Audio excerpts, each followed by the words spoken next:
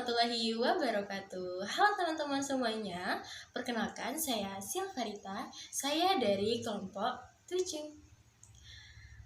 Teman-teman, tahu nggak sih kalau sebenarnya korupsi itu sudah ada sebelum kita merdeka? Nah, kira-kira gimana sih pemberantasan korupsi yang dilakukan oleh pemerintah Indonesia? Yuk kita simak bareng-bareng.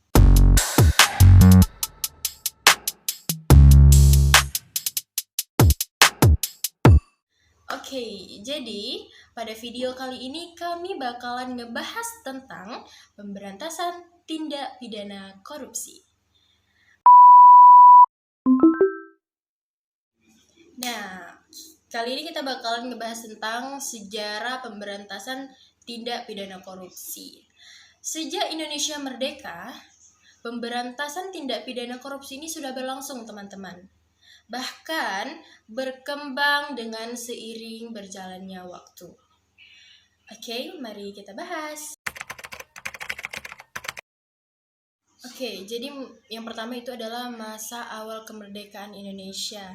Nah, pada awal kemerdekaan Indonesia ini, pemerintah mulai menyadari bahwa adanya tindak pidana korupsi pada pembangunan negara. Kemudian pemerintah membentuk panitia retooling aparatur negara pada tahun 1957. Untuk apa? Untuk memberantas tindak pidana korupsi. Nah, yang kedua itu ada di masa Orde Lama dan Orde Baru. Nah, dikeluarkan nih Undang-Undang Nomor 20 Tahun 1960. Kemudian dibentuklah Tim Pemberantas Tindak Pidana Korupsi.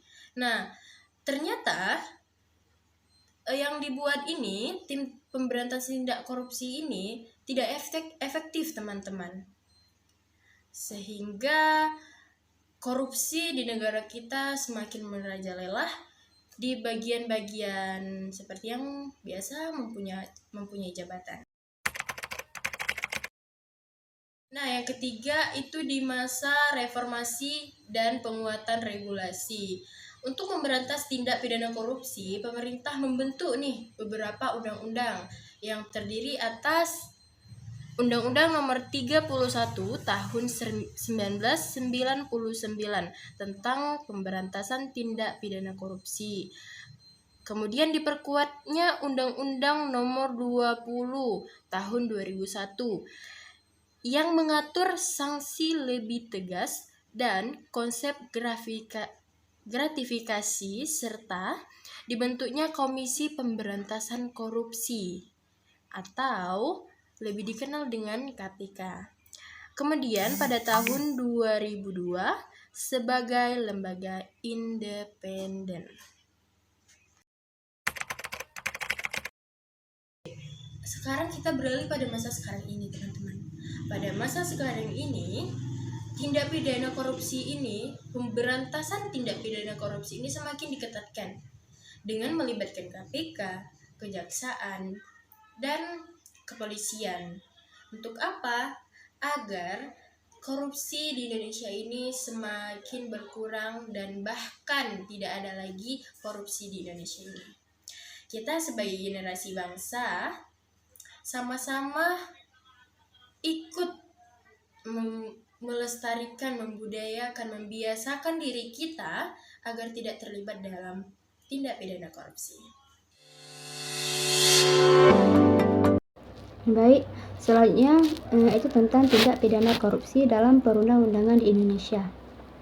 Tindak pidana korupsi atau tipikor adalah pembuatan melawan hukum yang merugikan keuangan negara, penyalahgunaan wewenang, suap, gratifikasi, dan berbagai bentuk penyimpangan lainnya yang menghambat dan merugikan masyarakat. Korupsi bukan hanya soal uang, tapi juga penyalahgunaan kepercayaan publik atau keuntungan pribadi ataupun kelompok. Poin selanjutnya itu tentang pemberantasan korupsi, diatur dalam berbagai peraturan perundang-undangan. dengan undang-undang utama yaitu Undang-Undang No. 31 Tahun 1999 tentang pemberantasan tindak pidana korupsi yang kemudian diperbarui dengan UU No. 20 Tahun 2021 yang bertujuan memperkuat dalam rangka pemberantasan korupsi di Indonesia. Pembaruan undang-undangan negara untuk terus memperbaiki dan memperkuat upaya pemberantasan korupsi. Saya Asri Ramadhani yang akan memaparkan materi tentang poin penting dalam peraturan perundang-undangan di Indonesia. Yang pertama itu ada definisi dari korupsi. Korupsi merupakan tindakan yang merugikan keuangan negara atau perekonomian negara.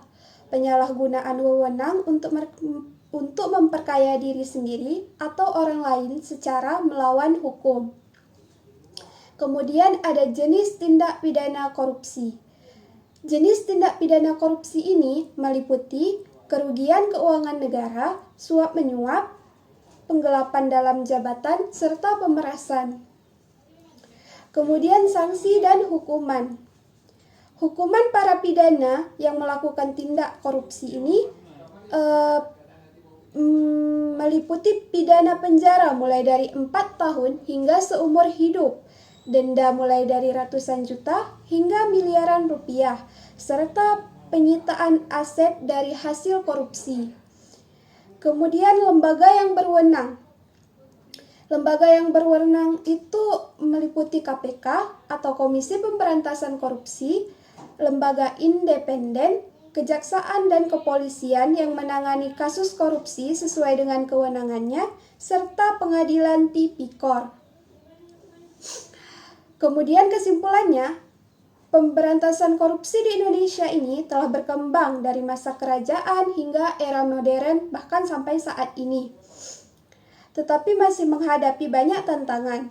Setelah reformasi, Undang-Undang Nomor 31 Tahun 1999 dan pembentukan KPK pada tahun 2002 yang memperkuat upaya anti korupsi di Indonesia.